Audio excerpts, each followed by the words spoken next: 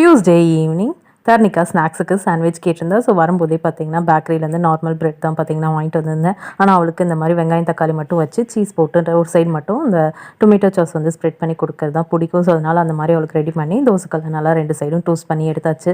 எங்களுக்கு மட்டும் கொஞ்சம் கேப்சிகம் சேர்த்துட்டு அவளுக்கு கேப்சிகம் பிடிக்காது. ஸோ அதனால் அவளுக்கு வெறும் வெங்காயம் தக்காளி மட்டும் சேர்த்து கொடுத்தாச்சு. ஸோ டீயோட ஈவினிங் ஸ்நாக்ஸ் சாப்பிட்டுட்டு நைட் டிஃபனுக்கு தோசை சுடலான்னு சொல்லிட்டு புதுசாக வாங்கின அந்த தோசைக்கல்லை எப்படி நான் வந்து பழக்கினங்கிறது போன ஷார்ட்ஸ்லேயே வந்து போட்டிருந்தேன்.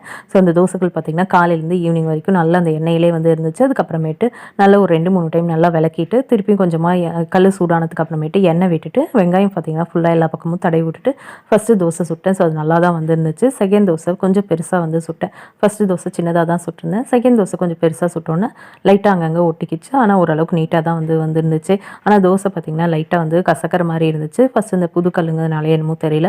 அதுக்கப்புறமேட்டு இந்த தோசைலாம் நல்லாவே வந்துச்சு. நெக்ஸ்ட் மினி விலாகில் பார்க்கலாம்.